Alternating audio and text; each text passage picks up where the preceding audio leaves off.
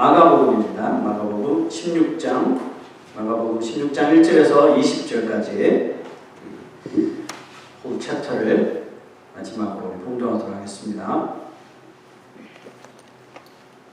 봉독하겠습니다. 시작. 안식일이 지나매 막달라 마리아와 야고보의 어머니 마리아와 또 살로메가 가서 예수께 바르기 위하여 향품을 사다 두었다가 안식 후 첫날 매우 일찍이 해 돋을 때에 그 무덤으로 가며 서로 말하되 누가 우리를 위하여 무덤 문에서 돌을 굴려주리요 하더니 눈을 들어본즉 벌써 돌이 굴려져 있는데 그 돌이 심히 크더라.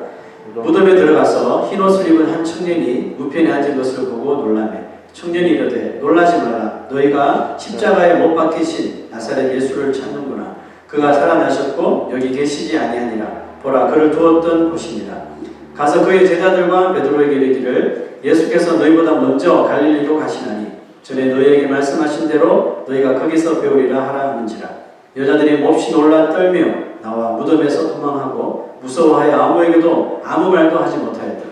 예수께서 안식 후 첫날 이른 아침에 살아나신 후 전에 7 귀신을 쫓아내어 주신 막달라 마리아에게 먼저 보이시니 마리아가 가서 예수와 함께 하던 사람들이 슬퍼하며 울고 있는 중에 이 일을 알리매 그들은 예수께서 살아나셨다는 것과 마리아에게 보이셨다는 것을 듣고도 믿지 아니하니라. 그 후에 그들 중 2 사람이 걸어서 시골로 갈 때에 예수께서 다른 모양으로 그들에게 나타나시니 2 사람이 가서 남은 제자들에게 알렸으되 역시 믿지 아니하니라. 그 후에 11 제자가 음식 먹을 때에 예수께서 그들에게 나타나사 그들의 믿음 없는 것과 마음이 완악한 것을 꾸짖으시니 이는 자기가 살아난 것을 본 자들의 말을 믿지 아니함이니라. 또 이르시되 너희는 온 천하에 다니며 만민에게 복음을 전파하라. 믿고 세례를 받는 사람은 구원을 얻을 것이요 믿지 않는 사람은 정죄를 받으리라. 믿는 자들에게는 이런 표적이 따르리니 곧 그들이 내 이름으로 귀신을 쫓아내며 새 방언을 말하며 뱀을 집어올리며 무슨 독을 마실지라도 해를 받지 아니하며 병든 사람에게 손을 얹은즉 나으리라 하시더라. 주 예수께서 말씀을 마치신 후에 하늘로 올려지사 하나님 우편에 앉으시니라. 제자들이 나가 두루 전파할세 주께서 함께 역사하사 그 따르는 표적으로 말씀을 확실히 증언하시니라.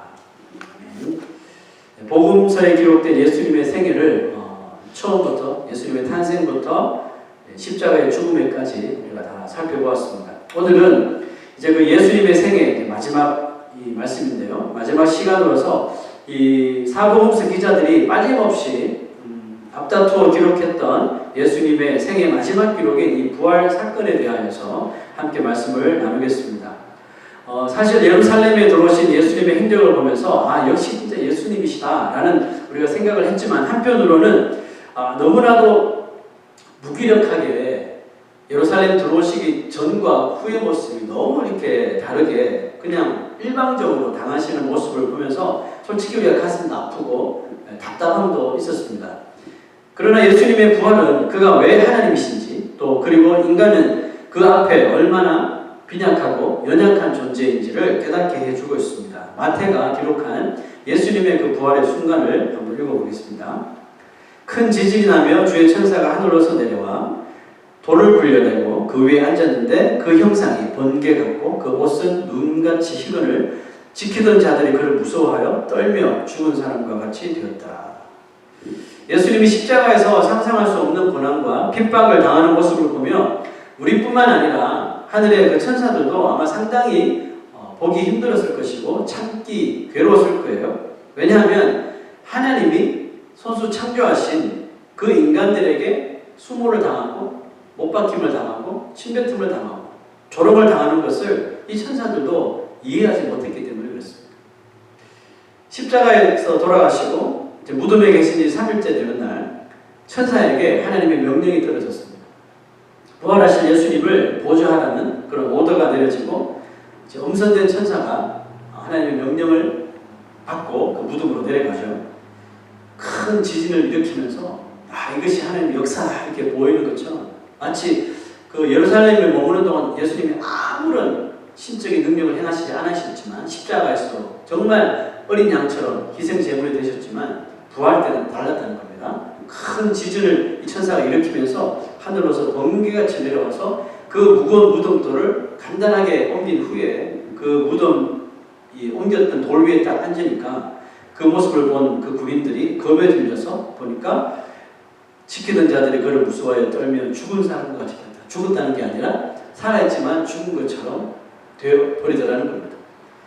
비록 하나님이 보내신 천사였지만 인간은 이런 영적인 존재 앞에서 존재에 비하여 상대적으로 얼마나 초라하고 정말 연약한 존재인지를 가감없이 볼 수 있는 그런 장면이라고 생각합니다. 그리고 이런 생각이 들었어요. 예수님은 이 엄청난 능력을 가진 천사들을 솔직히 진짜 손가락 하나만 까딱하면 부를 수 있는 거거든요. 그죠? 한마디 말로 부를 수 있었던 하나님이었음에도 그 구속의 사역을 위해서 그 십자가에서 피를 다 흘리면서 끝까지 인내하셨다는 것이 다시 한 번 더 얼마나 이것이 놀랍고 또 감격스럽고 또 감사한지 모르겠습니다. 그렇게 예수 그리스도는 구속 사역을 위하여 인간으로 성육신하시는 어떻게 보면 정말 말도 안 되는 일을 하셨을 뿐만 아니라 자신이 창조하신 피조물의 몸을 입고 무려 33년을 이 땅에서 사시다가 성경의 예언을 1.1획도 틀리지 않게 모두 다 이루시고, 저번 주에 나왔죠. It's finished. 모든 것을 다 이루시고 십자가에서 돌아가셨습니다. 그리고 예언하신 그대로 3일 만에 한치의 오차도 없이 부활하시게 된 거죠. 예수님의 사역은 이처럼 톱니바퀴처럼 이렇게 보면 아주 정확하게 맞물려서 돌아가고 있었음을 보여주셨는데요. 그런 예수님의 공생애를 함께 했던 이 12명의 제자, 이제 한 명 갔으니까 11명의 제자, 이 제자들의 모습은 참 너무나도 실망감을 보여주고 있다고 생각되는데요. 예수님 분명히 고난을 당할 것이고 죽을 것이고 3일 만에 다시 살아날 것이다 이렇게 말씀하셨음에도 불구하고 3일째 되는 날, 돌아가신 3일째 되는 날이 되었음에도 무덤에 제자들의 모습은 한 사람도 나타나지 않았어요.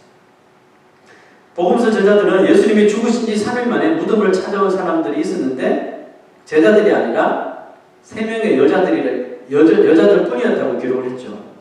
자, 그렇다면 혹시 이들은 예수님께서 3일 만에 부활하실 것이라는 그 말씀 때문에 이제 가서 부활의 예수님을 영접해야지 기쁜 마음으로 무덤에 간 걸까요? 자, 그거 읽었지만 다시 한번 보시면 안식일이 지남에 막달라 마리아와 야고보의 어머니 마리아가 맞네요, 그죠? 또 살로메가 가서 예수께 바르기 위하여 향품을 사다 주었다가 안식 후 첫날 매우 일찍이 해 돋을 때에 그 무덤으로 가며 서로 말하되 누가 우리를 위하여 무덤문에서 돌을 굴려주리요 하더니 뭐 때문에 갔어요? 예수님의 시체에다가 이제 향품을 바르기 위해서. 예, 이스라엘 사람들 그렇게 했대요. 죽은 후에 며칠 지난 후에 이제 시체가 빨리 부패하지 않게 하기 위해서 향료를 이렇게 바른다고 해요. 자, 그래서 이 세 여인들도 아주 예수님 몸에 바를 거니까 비싼 향료를 구입해가지고 3일 지난 후에 가서 이제 예수님 몸에 발라야 되겠다 이런 계획을 가지고 있었던 것 같아요. 그렇다면 안타깝게도 이들이 무덤을 향해 간 것은 부활하신 주님을 만나기 위해서가 아니라 다른 목적이 있어서 갔다는 거죠. 그러므로 이들도 예수님의 부활을 믿지 못했던 것이 분명해 보입니다. 하지만 이들의 마음에는 여전히 예수님을 향한 뭐가 있었어요? 사랑, 예수님을 향한 간절한 마음이 아직도 들끓고 있었다는 것을 또 보여주는 예가 되겠죠. 세 여인들이 예수님의 몸에 향품을 바르기 위해서 무덤을 향하여 걸어가면서 했던 말이 있죠. 그게 뭐였어요? 누가 우리를 위하여 무덤문에서 돌을 굴려줄까? 이 생각을 한 거예요. 연약한 여인 3명이서 그 무거운 돌을 어떻게 이것을 옮겨가지고 어떻게 예수님 몸에다가 시체에다가 향품을 바를까? 이걸 생각하면서 갔다는 거예요. 또 그뿐만 아니라 이미 소문이 나서 3일 후에 뭐 예수가 부활한다는 그런 소문이 있어서 혹시 시체를 훔쳐갈까봐, 훔쳐가서 부활했다고 이렇게 말할까봐 군인들이 막 2중 3중으로 보초를 쓰고 있었거든요. 그렇다면 이 뭐 무덤 돌은 굴리는 건 둘째치고 이 군인들은 어떻게 하는 거죠? 과연 군인들이 자기들을 그걸 할 수 있도록 허용을 할까? 그런 염려도 있었다는 거죠. 두 가지 다 가능성이 정말 희박하죠. 아주 희박하다는 것을 알면서도 이 세 여인은 터벅터벅 무덤을 향해 갔다는 거죠. 그것은 분명히 지금 정말 옷자락 하나 보이지 않는 제자들과는 뭔가 좀 다른 깊은 이 예수를 향한 사랑과 믿음이 있었다는 것을 증명해 주는데요. 그런데 무덤에 딱 도착하고 보니까 그들이 오면서 걱정했던 모든 염려와 걱정이 다 사라져 버렸어요. 이유가 뭐죠? 눈을 들어본 즉 벌써 불이 굴려져 있습니다. 그 돌이 심히 크더라. 정말 그들이 왔는데 돌이 안 굴려져 있으면 절대로 그들은 못하는 그런 사이즈의 돌이었다는 거죠. 그런데 벌써 돌이 굴려져 있었대요.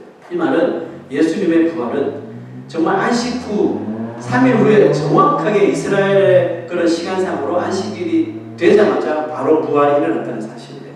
그죠? 이들이 부활 후 아침 일찍 왔다 그랬잖아요. 그런데 그 전에 이미 이 부활 사건이 벌어졌다는 거예요. 자, 돌만 굴려져 있었던 것이 아니라 아까 우리 말씀 읽은 대로 천사를 보았던 군인들이 다 죽은 것 같이 됐다고 했잖아요. 그러니까 군인들도 모두 다 사라지고 그 자리는 그냥 휑하니 무덤에 그냥 무덤 문만 열려있고 아무도 없었다는 거죠. 이렇게 그리스도를 간절히 사모하고 찾는 자에게는 인생의 걱정 사라진다는 거죠. 아멘. 인생에 얽혀있는 문제 해결되는 은혜가 있다는 사실이에요. 그리고 이들에게 일어난 놀라운 일들 한번 보십시다. 이들이 예수님 몸에 향품을 바르기 위해 무덤 안으로 들어갔어요. 무덤 안으로 들어갔지만 예수님은 온데간데 없죠. 흰 옷 입은 청년이라고 나오는데 당연히 천사겠죠. 천사로부터 예수님이 나사렛 예수가 부활하셨다는 그런 이야기를 듣습니다. 그리고 예수님의 그 수위는 차곡차곡 잘 기어져서 이렇게 딱 놓아져 있었습니다. 예수님은 사람들이 두려워 도망간 제자들보다 믿음의 용기를 가지고 예수님의 무덤을 찾았던 이 여인들에게 비록 그들도 정말 부활 예언에 대한 확신이 없었지만 제일 먼저 예수님을 생각하고 그 자리에 찾아온 여인들에게 제일 먼저 부활의 소식을 알려주셨다는 사실입니다. 그리고 그중 막달라 마리아에게는 처음으로 부활하신 자신의 몸을 볼 수 있도록 허락해 주셨죠. 눈으로 부활하신 예수님을 만난 마리아가 그 사실을 뛰어가서 이제 베드로와 제자들에게 알리게 됩니다. 자, 이 소식을 들었던 제자들 보시죠.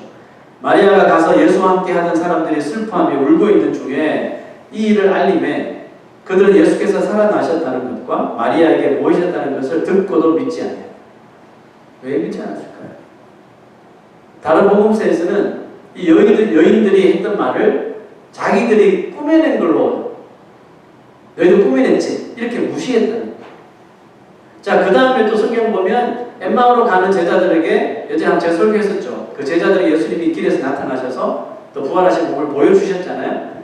그 사람들이 또 와서 알렸지만 그들의 말도 듣지 않았어요.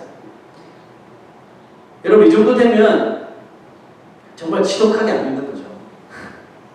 지독하게 믿지 않는다고 말할 수밖에 없을 것 같은데 예수님도 같은 생각이셨던 것 같아요. 그래서 예수님이 그 제자들 앞에 나타나셨어요.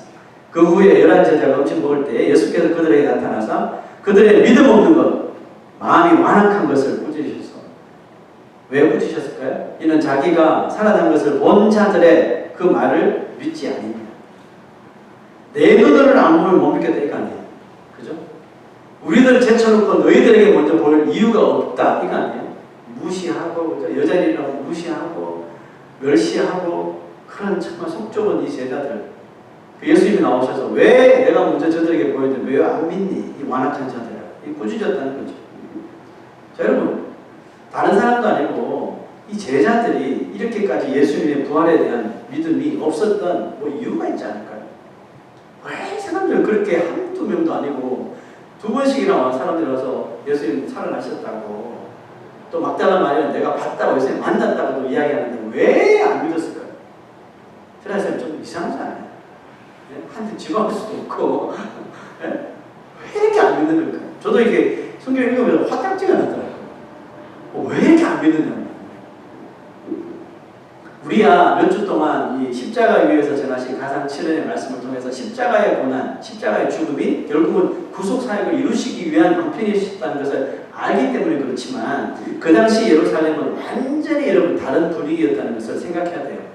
예루살렘 성에 있었던 무리들, 즉 예수님이 날개 타고 예루살렘 들어오실 때 호산나 호산나 다윗의 자손 예수여 메시아여 환영했던 사람들 어떻게 됐을까요? 다 예수한테 속았다고 생각합니다. 왜 속았다고 생각해요? 메시아인데 예언의 메시아가 오면 예루살렘이 완전히 뒤집어지고 로마를 완전히 박살내고 다윗의 그 찬란했던 영광이 다시 재현되고 좀 우리는 기세 등등하게 다시 살 텐데 이거 생각했는데 메시아가 와서 아무것도 안 하고 그냥 초라하게 돌아가셨거든요. 그러니까 다 예수에게 속았다고 확신했고 그 분노심이 그냥 그게 달했던 시간이었어요. 그러니까 예수와 함께했던 그 제자들도 피하지 않고서는 절대로 이렇게 돌아다닐 수 없는 그런 분위기였다. 그래서 베드로도 예수님 핍박 당하고 있는데 세 번이나 부인해버렸잖아요. 두려워서. 민심이 완전히 뒤엎어진 거죠.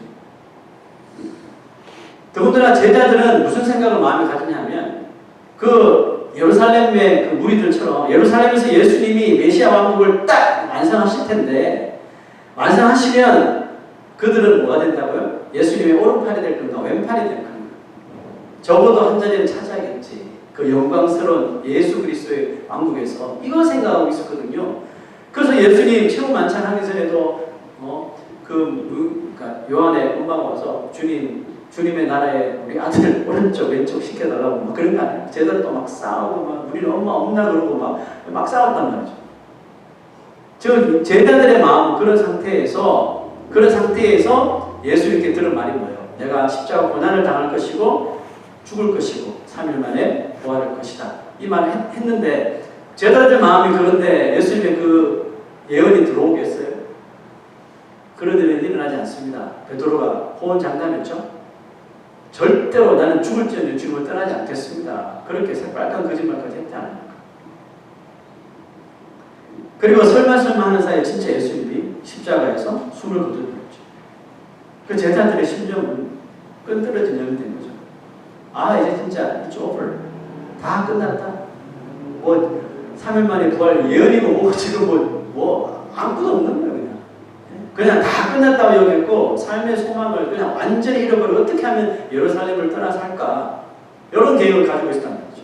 하루하루를 그저 허탈한 마음과 눈물로 지냈단 말이에요. 아까 우리 성경 구절 보셨죠? 어디 있었나요?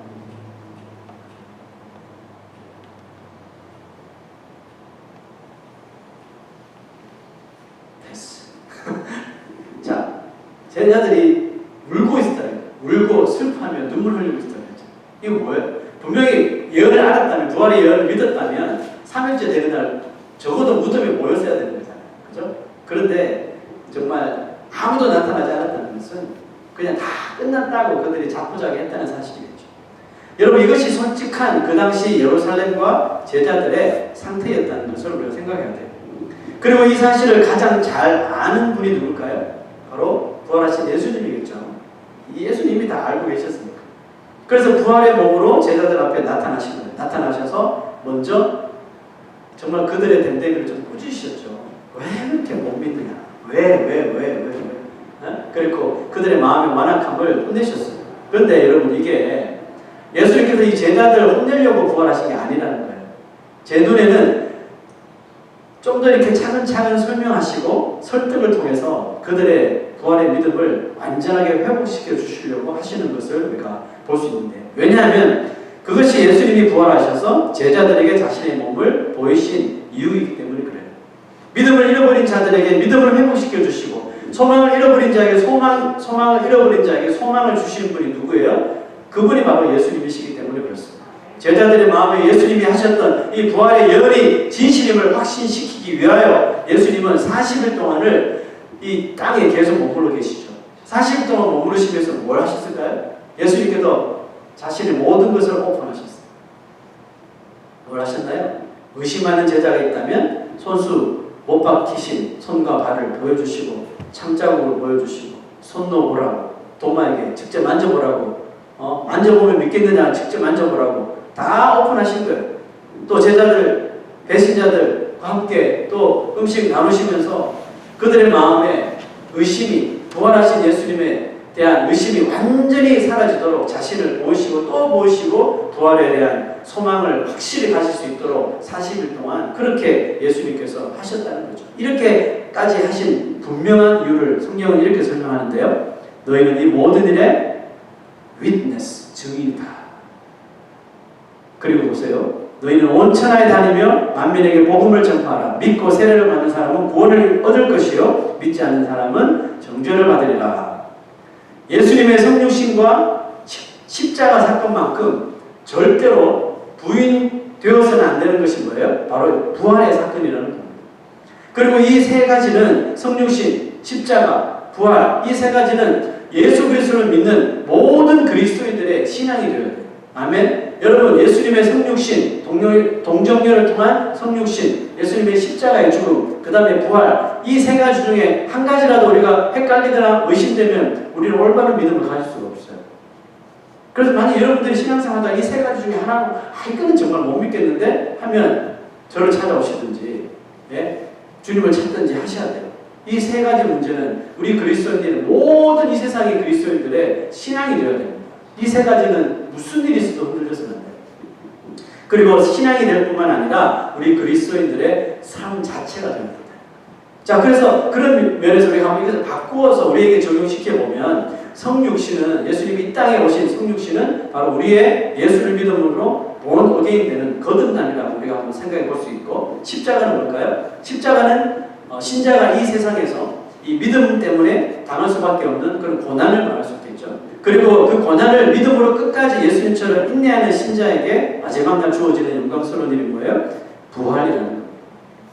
여러분 보시기에 이 세 가지 가운데 가장 힘들어 보이지만 우리의 삶과 가장 밀접한 단어가 있다면 무엇이라고 생각하세요? 거듭남, 십자가, 부활, 세 가지 중에 어떤 게 우리가 가장 밀접하다고 생각하세요? 세 가지 다 밀접하지만 그 중에서 십자가의 고난이 가장 우리와 밀접합니다. 왜냐하면 거듭남과 부활은 우리가 믿게 됨으로 그저 얻은 선물이죠. 그런데 거듭남, 부활을 우리가 뭐 한 게 있나요? 믿은 것밖에 없잖아요. 믿었더니 주신 거 아니에요. 그러나 십자가는 다르죠. 십자가는 우리가 매일매일 져야 할 우리의 삶이라는 거예요. 근데 여러분 알아요. 예수님이 지신 십자가 우리도 지고 하루하루 살아가야 하는 것. 언제까지? 천국 갈 때까지. 그렇게 살아가는 거 알아요. 하도 귀가 따갑도록 듣고 성경이 이야기하니까 알아요. 믿어요. 믿는데 왜 한숨이 나올까요? 그게 왜냐하면 현실이기 때문에 그래요. 그리스도인들은 날마다 십자가의 삶을 사는 게 우리 그리스도인들의 현실이고 그것이 우리의 듀리이기 때문에 알지만 힘든 거예요. 알지만 한숨이 나올 수밖에 없는 거예요. 왜요? 어떻게 이런 삶을 매일매일 살아가? 그렇잖아요. 매일매일 우리가 성경 중심으로 이 믿음 중심으로 살아가다 보면 세상에서 부딪히는 게 한두 가지가 아닌데, 그죠? 뭐 사람과 안 부딪히더라도 나 혼자, 나 스스로 나의 자아와 그렇게 부딪히는데 내가 매일매일 어떻게 이 십자가를 짊어지고 나 자신을 부인하면서 어떻게 살아갈까? 한숨부터 나오는 거죠. 예수님의 부활 사건을 제가 꼼꼼히 읽다가 퀘스천 하나 생겼어요. 예수님은 왜 이 부활하신 이 기쁜 소식을 모든 천하 만민에게 알려주시지 않으셨어요? 그렇지 않아요? 할 수 있잖아요, 예수님. 그죠? 나팔 쫙 불면서 예수님 부활하셨다 이렇게 할 수 있잖아요. 뭐 다는 아니더라도 적어도 예루살렘 성에 있는 사람들에게라도 나타나셔가지고 모든 성 사람들의 보게 예수가 부활하셨다 보여줄 수 있는 거잖아요. 특별히 뭐 빌라도 같은 사람 앞에 딱 나타나서 봐 부활했잖아 뭐 이렇게 할 수도 있고, 자신을 십자가에 못 박았던 군인들 앞에도 나타날 수 있고 그럴 수 있잖아요. 충분히 너희들은 나를 죽였지만 나는 하나님께서 부활시켰다 봐라 이렇게 할 수 있는 거죠. 그렇게 하셨다면 훨씬 더 빨리 복음이 전해지고 이 예루살렘 성이 완전히 뒤집어졌지 않았을까요? 그런 생각이 문득 들더라고요. 왜 예수님이 이렇게 한꺼번에 보여주시지 않고 왜 이렇게 한 사람 한 사람을 인디비주얼하게 보여주시나 그런 의문을 가지게 되었어요. 물론 예수님 아시죠? 한꺼번에 보여주면 우리 생각처럼 한꺼번에 다 믿지 않을까 이런 생각을 할 수 있는데 예수님은 그런 방법을 택하지 않으셨다는 거죠. 성경을 통해서 보면 이 부활은 정말 철저하게 증인된 사람, 그 증인이 부활이 확실하다는 이 믿음을 가진 그 증인 한 사람의 입을 통해 또 다른 사람을 통해, 또 다른 사람을 통해 이런 식으로 연쇄적으로 이 부활이 증거되게 하시더라는 것입니다. 그럼 이건 무슨 뜻이에요? 부활의 확신이 없는 사람에게서는 이 증거가 쉽지 않겠다는 뜻도 되겠죠. 부활의 첫 번째 증인이 된 사람이 오늘 성경 봤는데 누구였어요? 제자들도 아니고 바로 여자들이었죠. 여자들 중에서도 막달라 마리아가 처음으로 부활하신 예수님을 만났죠. 그 부활의 첫 번째 증인이 된 거예요. 이들은 제자들과 달리 아무런 욕심 없이 그 예수님의 은혜를 받고 예수님을 사랑하고 예수님만을 믿고 모든 것을 다 동원해서 예수님을 따랐던 사람들이죠. 즉 예수님을 그저 떡을 주시는 분, 기적을 행하시는 분, 복을 주시는 분, 이런 마치 지금 제자들의 마음에 있는 것처럼 기복적인 신앙이 아닌 정말 예수 그리스도 그 자체를 하나님으로 믿고 인정했던 퍼스널리 인격적으로 예수를 만났던 사람들이라는 뜻이에요. 예수님은 이들이 부활의 신앙을 최초로 가진 사람이 되게 하시는데요. 이 신앙을 얻은 후에 이 여인들의 삶에서 더 이상 마치 예수님 부활하시기 전에 십자가의 죽음 때문에 절망했던 그 절망의 삶을 볼 수가 없었다는 겁니다. 만나는 사람마다 예수 부활을 증거하며 살게 되는데요. 이것이 그들의 기쁨이 되어 예루살렘에 머물고 있었지만 예수의 부활의 증인의 삶을 살았지만 로마 군인들, 대제사장들의 종들이 전혀 두렵지 않게 되더라는 것입니다. 여러분 뭔가 느껴지는 것이 없습니까? 거듭남, 십자가, 부활 가운데 우리 신자들이 직접 몸으로 부딪히고 고통당하고 아픔을 경험해야 하는 것이 바로 십자가의 삶이잖아요. 십자가의 삶이죠. 하지만 이 부활의 신앙은 그 우리가 당해야 할, 우리가 져야 할 이 고난의 십자가를 소망과 기쁨으로 살며 또 이것을 기쁨으로 흔쾌히 지고 나갈 수 있도록 만드는 능력이 된다는 사실입니다. 그러므로 이 부활의 소망이 우리에게 확실히 있느냐 없느냐는 우리가 이 세상을 정말 십자가의 삶을 살아갈 수 있느냐 못하느냐의 그런 관건이 된다는 사실이죠. 내가 기쁘지 않고 내 안에 십자가의 부활에 대한 소망이 없는데 우리가 무슨 수로 부활의 증인이 돼요? 그렇잖아요. 내가 부활에 대한 확신도 없는데 내가 무슨 수로 신앙의 삶을 살아요? 어불성설이죠. 여러분 그렇게 메시아가 떠난 후에 그냥 축 처져 살았던 이 제자들, 소망을 잃어버린 제자들에게 예수님이 찾아오시죠. 그들을 만나주신 예수님으로 인하여 제자들이 혼돈났지만 결국 어떻게 해요? 40일 동안 있으면서 모든 것을 보고 모든 이 사실을 확인하고 완전한 부활의 그런 이 소망을 갖게 되죠. 자, 이제 그 이후로 나타나는 제자들의 삶이 바로 사도행전, 액트. 제자들이 어떻게 액트를 했는지 그게 사도행전이거든요. 그들이 사도행전에 나오는 모습을 보면 그들 삶 속에 지금과 같은 절망, 좌절, 슬픔 없어요. 근데 더 아이러니한 건 뭐예요? 사도행전에 엄청난 핍박이 이들에게 주어짐에도 불구하고 이들은 그 고난의 잔을 기쁘게 다 맞이하더라는 것입니다. 그 이유가 뭐예요? 그들이 드디어 부활의 소망을 가지고 부활의 증인으로 살게 되었기 때문에 그렇습니다. 그러므로 그들은 더 이상 예수님의 제자로서가 아닌 이제 부활하신 예수 그리스도의 증인으로 다시 부르심을 받게 되었다는 사실입니다. 그들은 한 사람도 빠지지 않고 순교하는 그날까지 부활의 증인으로 살았습니다. 고난이 끊임없이 찾아왔지만 절망은 없었어요. 예전처럼 예수님 십자가 달려서 돌아가셨다고 해서 또 자포자기하고 이런 모습 없었더라는 겁니다. 정말 아이러니하게 엄청난 고난은 더 오는데도 불구하고 더 소망 가운데 더 기쁘게 더 그럴수록 부활의 증인으로 살더라는 겁니다. 왜요? 그들 마음에 부활의 확실한 소망이 담겨져 있었기 때문에 그렇습니다. 오로지 부활의 소망이 그들의 삶을 더 환하게 심한 고난이 오면 올수록 더 환하게 그 길을 비춰주니까 그 길을 갈 수밖에 없는 거죠. 그게 부활의 능력이 됩니다. 우리가 어두운 이 세상 속에 살고 그죠? 타락되어져 가는 세상 속에 살지만 이게 전부가 아니라 부활을 믿는 자는 그 부활의 영광스러운 소망이 우리 삶 속에 딱 비춰지면 이게 길이네 하고 가게 되는 것입니다. 이게 우리를 이끄시는 부활의 능력입니다. 여러분 오늘 예수님은 우리들 모두 다 부활의 증인으로 부르셨다는 것을 믿으시기 바랍니다.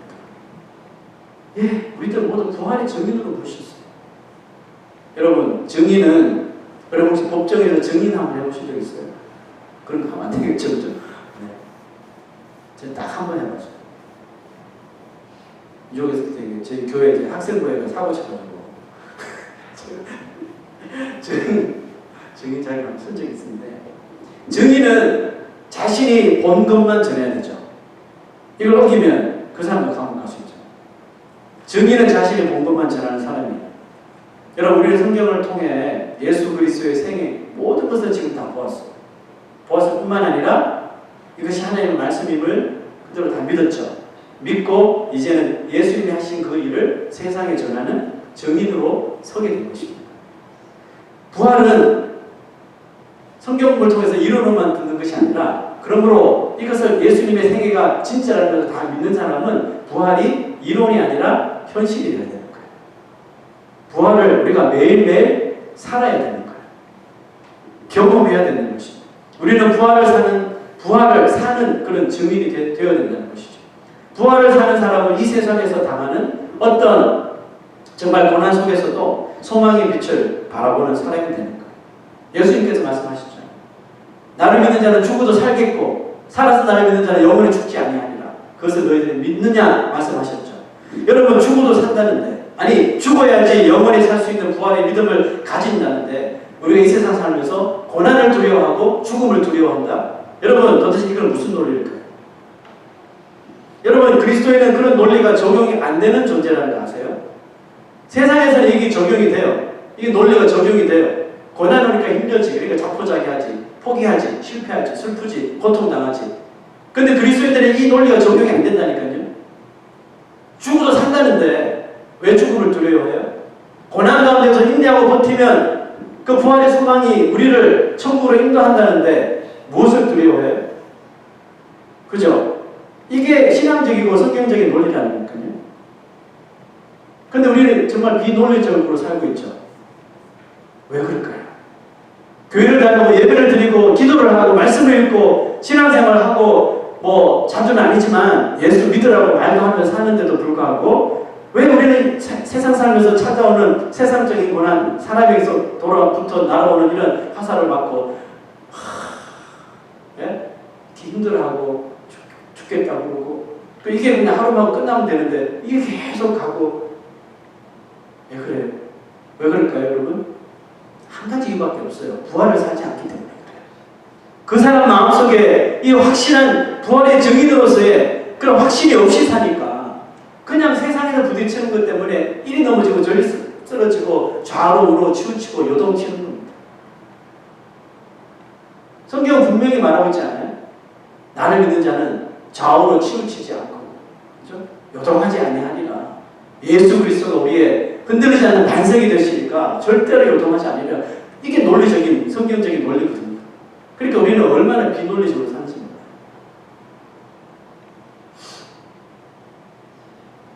죽음 앞에서도 불같은 고난 앞에서도 찬양할 수 있는 사람이 바로 부활의 능력으로 사는 사람. 아멘. 이건 진짜 그렇게 될까? 그렇게 되던데요. 제가 토요일날 새벽 예배 때 이런 이야기를 쉐어를 했었는데 혹시 보셨는지 모르겠어요. 1999년도에 콜럼바인 하이스쿨에서 그 두 명이 히틀러 숭배자가 애들 쏴죽였잖아요. 근데 그 중에 2명 여학생의 그 레이첼이라는 여자이고 또 캐시라는 여자애가 결국 걔 둘이가 이 범인들의 타깃이었거든요. 히틀러 숭배자니까 하나님 있는 사람 다 죽여야 된다는 그런 생각을 가지고 있죠. 근데 얘들이 철저한 크리스찬인 것을 정보를 알고 얘들 찾아서 잡아 죽인 거 아니에요. 그 죽이기 전에 총을 빵빵 쏴놓고 겁을 먹게 한 다음에 너 하나님 안 믿는다면 살려줄게. 정확하게. 그렇게 말하는데도 너 I don't believe me. 이렇게 말해서 머리에 총을 맞고 둘 다 죽었잖아요. 17살밖에 안 됐어요. 그 여자아이들은, 그 소녀들은 왜 그런 죽음을 택했을까요? 어디서 이유를 찾을까요, 여러분? 여러분, 어디서 그 이유를 찾을 거예요? 답은 한 가지밖에 없어요. 성경적인 논리대로 살았어요. 내가 지금 죽어도 내가 예수를 부인하지 않으면 나는 천국 가고 나는 부활의 몸을 입는다. 확실한 부활의 증인의 이 소망을 가지고 있으니까 그 총구 앞에서도 두려워하지 않는 거예요. 여러분 일제시대에 많은 사람들이 정말 그 신사참배에 대항하면서 우상 숭배하지 않겠다고, 그죠? 죽어갔던 순교자들 왜 죽었어요? 똑같은 논리거든요. 부활의 소망이 있으니까. 너희가 우리의 육신을 죽일지 몰라도 우리의 영혼은 절대로 죽일 수 없다. 이런 확실한 믿음 가운데 순교당하는 거예요. 여러분 우리에게 이 논리가 증명이 될까요? 여러분 이 시대에 살아가는 교회 또 그 수많은 그리스도인들에게 이 논리가 증명이 되면서 삽니까? 여러분 어떻게 생각하세요? 한숨이 나오죠. 거기가 숙여지죠. 마라나타 마라나타 주 예수의 어서 오시옵소서. 우리가 정말 눈물을 흘리며 뜨겁게 찬양을 했는데 부활의 소망 없이 부활의 증인으로 살지 않는다면 그 찬양이 무슨 소용이 있어요, 여러분? 헛것이 되는 거죠. 여러분 우리는 정말 부활의 증인으로서의 삶을 삽니까? 성경적인 이 논리대로 여러분 우리가 살아가고 있습니까? 부끄럽지만 오늘 제자들처럼 그 부활의 예언이 선포되었음에도 불구하고 부끄럽지만 그 제자들처럼 우리가 절망하면서 세상 일들 때문에 절망하면서 어떻게 앞으로 어떻게 사냐 고생 다 보인다 그러면서 고민하면서 살아갔던 사람이 솔직히 우리잖아요. 그러나 이제 좀 우리의 마음을 좀 바꿔야 할 줄 믿습니다. 비록 교회들이 지금 그렇게 흘러가더라도 많은 그리스도인들이 정말 비논리적인 그런 삶을 살아가고 있더라도 우리는 그걸 따라가서는 안 돼요. 아멘. 우리의 삶은 분명하게 어떤 고난 앞에서도 어떤 서프링 앞에서도 어떤 persecution 앞에서도 내가 믿는 예수 그리스도를 끝까지 증거하는 이 부활의 살아있는 증인의 삶을 살아야 할 줄로 믿습니다. 부활을 믿고 부활의 증인이 되어 부활의 능력으로 하루하루 우리 매일의 삶을 주님 오시는 그날까지 살아갈 수 있는 저 여러분 되시기를 주의 이름으로 축원합니다. 우리 다 같이 일어나셔서 헌신의 찬송